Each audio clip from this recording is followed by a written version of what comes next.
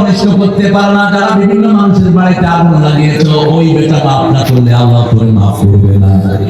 তুমি যার ঘর পড়েছ, মিছিল ভেঙেছ, থানায় ঢুকে লুটপাট করেছো, এরকম আছে না নাই? ওই থানার সম্পত্তি পুলিশের না আমাদের? ওই কাঠটা তুমি লুট করলা, কাঠটা। রাসূল বলেছেন কোথাও বিজয় হলে ওই খানের কোন স্থাপনা আগুন দিবা না, কোন স্থাপনা ভাঙবা না, একটা গাছের পাতাও ছিঁড়বা না, রাস্তা ভাঙবা না, কোন মেয়ের গায়ে আঘাত করবা না, শিশুকে মারবা না, বৃদ্ধকে মারবা না। আসামি যারা, তারাও যদি তোমার কাছে প্রাণ ভিক্ষা চায়, তাদেরকে মাফ করে দাও। আমরা কি করলাম? আগুন দিলাম। কাকে আগুন দিলাম? বাড়াবাড়ি যারা করেছে তাদের হিসাব নেবেন কে? কথা বলেন। ইন্নালিল মুজরিমিনা মুনতাকিমুন, সূরা সাজদার 22 নম্বর আয়াতে আল্লাহ বলেন সব অপরাধী প্রতিশোধ আমি আল্লাহ নিজে নেব। আজকে আমরা ওয়াদা করব নামাজ আর কখনো ছাড়বো না। আযান হলে কোথায় যাব? রাসূল বলেছেন ঘর থেকে ওযু করে যাওয়া। ঘরে যারা ওযু করে এক কদম বাহিরে দেয়, সাথে সাথে তার জীবনের সব গুনাহ মাফ হয়ে যায়। দ্বিতীয় কদমে মসজিদ তার দিকে আগিয়ে আসে। রাসূল বলেছেন 5 ওয়াক্ত নামাজ যারা মসজিদে যায়, আল্লাহ তাদের জন্য জান্নাত সাজিয়ে দেয়। মানুষের সমস্যা 5টি। কয়টি? এক ওয়াক্ত পড়বেন, এক সমস্যা দূর করে দিবেন কে?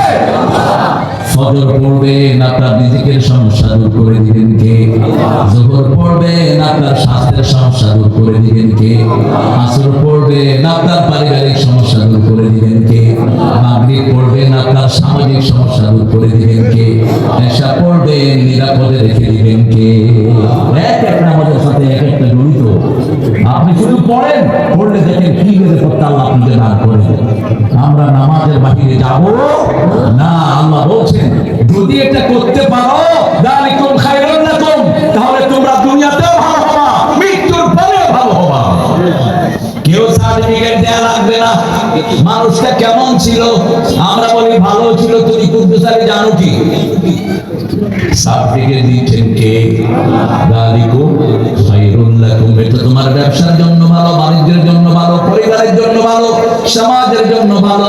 রাসূল বলেছেন কোন মেয়ে যদি মসজিদে যেতে চায় তাকে নিষেধ করো না। তবে তোমরা ঘরের নামাজগুলো বিবিদের সাথে পড়বা। সুন্নত, নফল, বিতের, ওয়াজিব সব কোথায় পড়বেন? ঘরে পড়বেন। আর ফরজগুলো কোথায় পড়বেন? মসজিদে।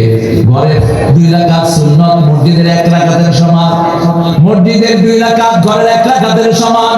রাসূল যখন মসজিদে সুন্নত পড়তেন 4 রাকাত পড়তেন, যখন ঘরে পড়তেন কয় রাকাত? কথা বলো। আবার রাসূলের মসজিদে 1 রাকাত পড়লে 1000 রাকাতের সওয়াব। তারপরে উনি ঘরে পড়তেন, তার মানে ঘরে সওয়াব আরো। ঘরগুলোকে তোমরা কবর বানিও না। রাসূলের প্রথম জামাত ডান পাশে মা খাদিজা, বাম পাশে ছোট্ট ছেলে আলী। আবার রাসূল যখন ঘরে নামাজ পড়তেন, হাসান হুসাইন গর্দানের উপরে বসে থাকতেন। হুসাইন ঘাড়ে বসা, হাসান পিছন থেকে হাঁট হাঁট করছে। রাসূল সিজদায় পড়ে থাকলেন, উঠলেন না। এই 2 নাতি রাসূলের সাথে নামাজ পড়ে পড়ে জান্নাতের ইমাম হয়ে গেছে। আপনার শিশুরাও যখন আপনার উপরে উঠবে, এটার প্রভাব তার উপর পড়বে। আপনি দেখবেন পিতামাতা যখন নামাজ পড়ে বাচ্চারা এমনি সিজদা দিয়ে থাকে, ঠিক কি না? আবার ঘরের বিড়ালও কি করে? বিড়াল ঘরে পালবেন, বাচ্চা অনেক রোগ থেকে হেফাজত থাকে। আমি গত পরশুদিন রাজশাহী ইউনিভার্সিটির অ্যাসিস্ট্যান্ট রেজিস্ট্রেশন বাসায় ছিলাম। তো সকালবেলায় দেখি যে একটা সুন্দর পার্সিয়ান ক্যাট এসে আমাকে এরকম করে দেখছে। আমি ওরে এরকম করে দেখি, এরকম করছে। ও বুঝছে আমি তার বোন। এইবার ঘুরে শুরু করছে। কতক্ষণ ঘুরে আমাকে একটু ডেমনস্ট্রেশন দেখে আস্তে পাশে এসে বসে আছে। মাথায় হাত বুলালাম, আস্তে শুয়ে পড়লো। ওকে বললাম তুই বিড়াল পালস কবে? আমার ছোট্ট ছেলেটার কষ্ট ছিল, বিড়াল রাখার পরে আল্লাহ ভালো করে দিয়েছে। বিড়াল যে ঘরে থাকে ওই ঘরে কোনো বিষধর প্রাণ ঢুকতে পারে না, কোনো সাপ ঢুকতে পারে না। বিড়াল যে ঘরে থাকে ওই ঘরে জিন ঢুকে না। কারণ যে কোনো জিনিস ঢুকার আগে টের পায় কে পায়? বিড়াল টের পায়।